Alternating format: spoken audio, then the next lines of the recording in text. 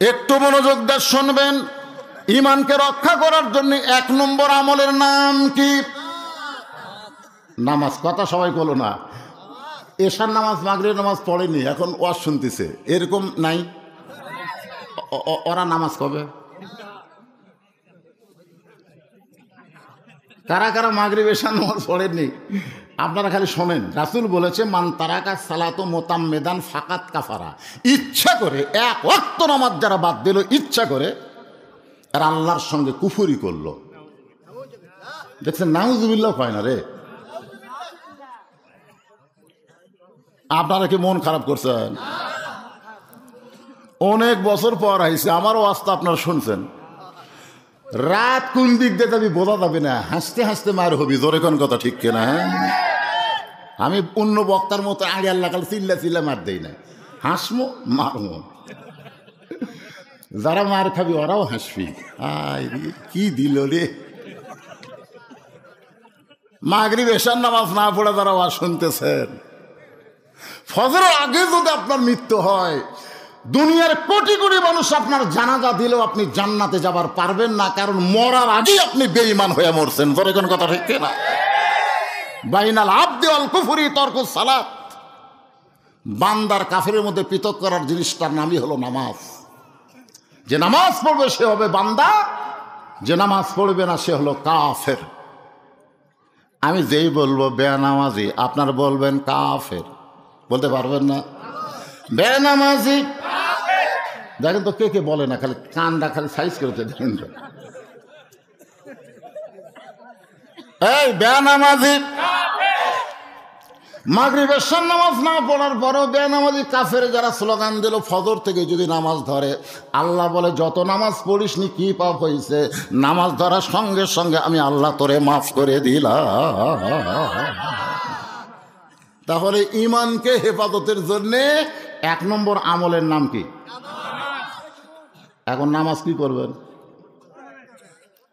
বর্তমান প্রধানমন্ত্রী 564টা মডেল মসজিদ বানায় দিস।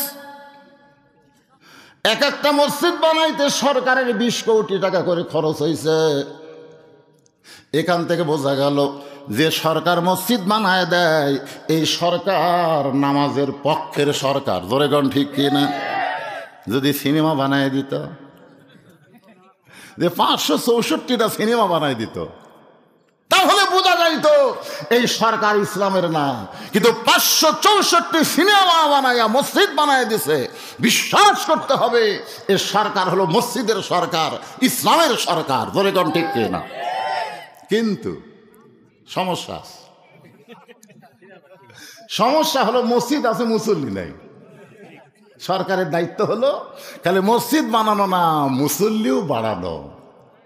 এই জন্য আল্লাহ বলেছেন, আল্লাযীনা ইম্মাক্কান্নাহুম ফিল আরদ। মুসলমানের মধ্যে কেউ যদি প্রধানমন্ত্রী হয়, সে যদি মুসলমান হয়, মুসলমানের মধ্যে কেউ যদি প্রেসিডেন্ট হয়, সে যদি মুসলমান হয়, তার 1 নম্বর দায়িত্ব হলো পদ্মা সেতু নির্মাণ করা। 1 নম্বর দায়িত্ব হলো বাল্য বিয়া বন্ধ করা। 1 নম্বর দায়িত্ব হলো রাস্তার উপর ওভারব্রিজ তৈরি করা, মেট্রো রেল ছেড়ে দেওয়া। এগুলো সবই দায়িত্ব, তবে 1 নম্বর না। 1 নম্বর দায়িত্ব হলো আকামুস সালাত, নামাজ কায়েম করা। জোরে কোন, ঠিক কিনা? মসজিদ বানানোর সঙ্গে সঙ্গে সরকারের দরকার হলো আজান দেওয়ার পরে যেই সমস্ত যুবকেরা মসজিদের আশেপাশে ঘুরবে, ওদেরকে একটা ঘরে রিমান্ডে 5টার কাপড় খুলে সর পাটার উপর 10টা করে বাড়ি মারা লাগবে। জোরে কর কথা, ঠিক করে? কয়টা বাড়ি? কাপড়ের উপর না, কাপড় খুলে। এই আইন যদি সরকার করত, আমার মতন মাওলানার নামাজের কোনো ওয়াজ করা লাগতো না। জোরে কোন কথা, ঠিক কিনা? 13 বছর মক্কাত নবী ওয়াজ করছে, 13 বছর। ওয়াজের রেজাল্ট হলো মাত্র 320 জন। 13 বছরে কয়জন? 320 জন। হিজরত করে মদিনার যায়া শুধু ওয়াজ করে নাই, ওয়াজের সাথে সাথে আমলের আইন চালু করলো। 8 বছর পরে 10,000 সাহাবী নিয়ে মক্কা বিজয় করলো। 8 বছরে 10,000 নিয়ে মক্কা তাইছে, আরো তো মদিনাত আসি। তাহলে 13 বছরে 320 জন, আর 8 বছরে 10,000। বোঝা লাগবে। বক্তার ওয়াজ দেয়া কাম হবে না, সরকারের আইন দেয়া কাজ হবে। ধরে কন যদি আল্লাহর আইন হয়। কার আইন? আরো জোরে বলেন কার আইন? আকিমুস সালাত, নামাজ কায়েম করবার গেলে আকিমুদ্দিন, দিন কায়েম করা লাগবে। দিন যদি কায়েম না হয় আপনি কবরে 2 নম্বর যা আটকে যাবেন। কবরে 3টা প্রশ্ন হবে না? 1 নম্বর প্রশ্ন কি? মান রব্বুকা। মান রব্বুকা প্রশ্ন যখন ফেরেশতারা করবে, বুঝলেন, তখন আপনার নামাজ খাড়া হবে, আপনাকে চেতন করবি না।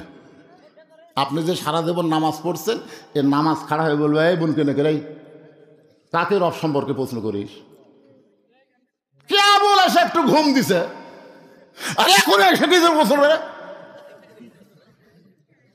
এই বল তো সারা জীবন কয় ওয়াক্ত নামাজ পড়ছে বল? মন কেন আমরা জানি তো প্রশ্ন করিস।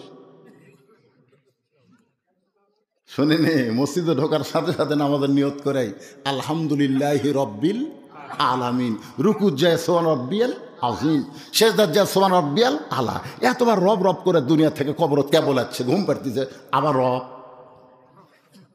মুনকির নাকির কয় আল্লাহ তোমার বান্দাকে মান রব্বুকে প্রশ্ন করার পরে নামাজ যে খাবার খেয়েছে, আল্লাহ বলে যে নামাজ নিয়ে কবর আইছে, ওরা 1 নম্বর প্রশ্নের উত্তর হয়ে গেছে। ধরে কর সুবহানাল্লাহ। কিন্তু 2 নম্বরে যাই তো বিপদ বাড়ে। ওমা দিনুকে, ওরে বাবা রে, দিন কায়েমের আন্দোলনের যদি আপনি কর্মী না হন, আপনি যা পিটন খাবেন ভাই। এজন্য একটা গান আছে, রংবাজ, রংবাজ সিনেমা।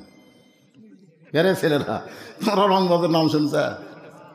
যদি ফুলগুলো হয় অভিমানে ঝরে যায়, আমি মালা গেথে বলো কারে পরাবো, সে যে কেন এলো না, কিছু ভালো লাগে না, কবরে আসুক। মজা আছে, মজা মজা। একটু মনোযোগ দিয়ে শুনবেন। দিন কায়েমের আন্দোলন করতে গেলে 1 নম্বর পয়েন্টটা হলো আত্তাকুল্লাহ, ভয় করতে হবে কার? আর আল্লাহর ভয় করতে গেলে বর্তমান আইন দিয়া সম্ভব। দেখছেন 2 জুতা চোর কালায় কেন্দ্রীয় মসজিদের সামনে দিয়ে ঘুরতেছে, আর বুকো থাবা দিয়ে বলতেছে আমাকে ভয়ে সব ভালো জুতা মসজিদের মধ্যে ঢুকছে, আমাকে 500 জন মুসল্লি জুতালিয়া মসজিদে ঢুকছে 2 চোরের ভয়ে। চোর কয়টা? ওরকে সিনার থাবান দেখছে, আমাকে ভয়। আয় হায়, মানুষের তৈরি আইন দিয়ে যখন রাষ্ট্র চলবে, তখন চোর ডাকাতের মশান বাড়বে, আর ভালো মানুষের মশান কমে যাবে। জোরে কোন কথা ঠিক না? আর আল্লাহর আইন চুরি করলে চোরের হাত কেটে দে। ওই ভালো জুতার দিকে হাত এরকম খবর লিয়ে যাচ্ছে, তখন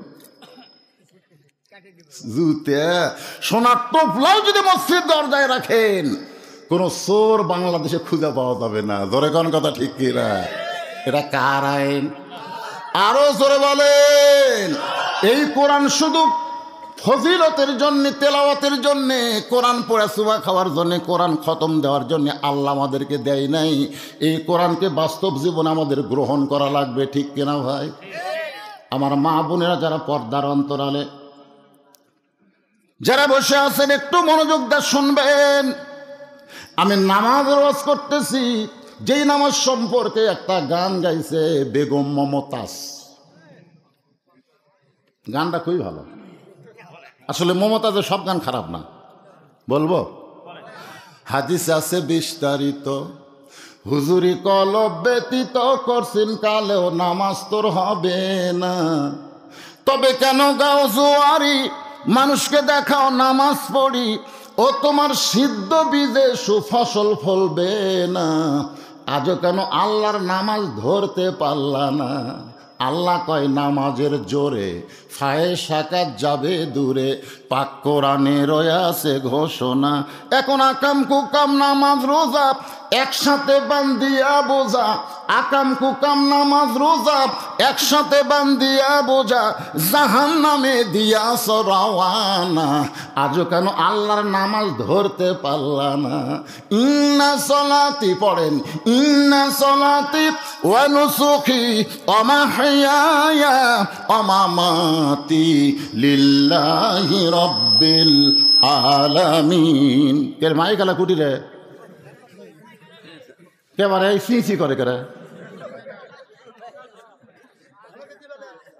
আমি জীবনেও আমার ওয়াজ খুঁজে দেখবেন, ইউটিউবে না হলে আমার হাজার হাজার ওয়াজ আছে। আমি কোনোদিনও মাইকের দোষ ধরি না।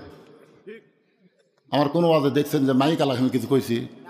আজও কিছু করছি না ভাই রে, দুটা জোর হাত রে। এই সিঁচিও যেন করিস না ভাই।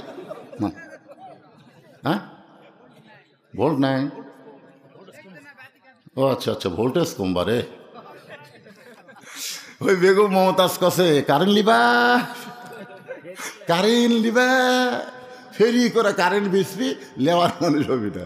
কারেন্ট সব জায়গাতে আছে, ভোল্টেজ যদি না থাকে তো কাম তো হবি না ভাই। ভোল্টেজ বক্তার ভোল্টেজ দেখালে কাম হবে? বুড়া মানুষ মনে করছেন ভোল্টেজ নাই, কেবল ভোল্টেজ শুরু হচ্ছে, মনোযোগ দেবে না। মাইক তুমি চেয়াচাকে দিও না, আসতে দাও, ভোল্টেজ আমার দিয়ে কাম হবে ইনশাল্লাহ। ধরে কান ইনশাল্লাহ। তাহলে কি বুঝলেন? হাদিসে আছে বিস্তারিত, হুজুরি কলব ব্যতীত কোশ্চিন কালেও নামাজ তোর হবে না। আপনার বাড়ি থেকে মসজিদ হলো 100 গজ দূরে মদিনা মসজিদ। জোরে কোন কি মসজিদ? এই 100 গজ দূরে আপনি জোহর নামাজ পড়ার জন্য যাচ্ছেন, সামনে কাতারে নামাজ পড়বেন, মাশাআল্লাহ। কিন্তু এই 100 গজের মধ্যে দুটা ব্রয়লার মুরগির সাথে আপনার দেখা। দুটা ব্রয়লার মুরগি মানে বেপর্দা নারী, আঁদরা ফাঁদরা সব বার করে ঘুরে বেড়ায়। এই দুইটা ব্রয়লার মুরগি আপনার চোখত পড়ছে। কোন জায়গায় পড়ছে? চোখত পড়ছে। এখন সামনে কাতারে যে আপনি নিয়ত করছেন ইলা জিহাদিল কাবাতি শরীফাত আল্লাহু আকবার, নিয়ত করার পরে মুখ আছে কাবার দিকে, চোখ আছে সেজদার দিকে, আর মন খালি বলতেছে রাস্তাত কি দেখলাম রে। হাদিস আছে বিস্তারিত, হুজুরি কলব ব্যতীত। হাদিস আছে বিস্তারিত, হুজুরি কলব ব্যতীত কোশ্চিন কালেও নামাজ তোর হবে না। তাহলে রাস্তার মধ্যে ব্রয়লার মুরগি দেখে আপনি নামাজ হলো? মুখ আছে কাবার দিকে, চোখ আছে সেজদার দিকে, আর মন খালি বলতেছে এরা কার বউ রে। এখন আপনাকে আল্লাহর আইন চালু করতে হবে। করনা ফি বুয়ুতিকুন্না ওয়ালা তাবাররুজনা তাবাররুজাল জাহিলিয়াতিল উলা। আল্লাহ কোরআনে বলেছেন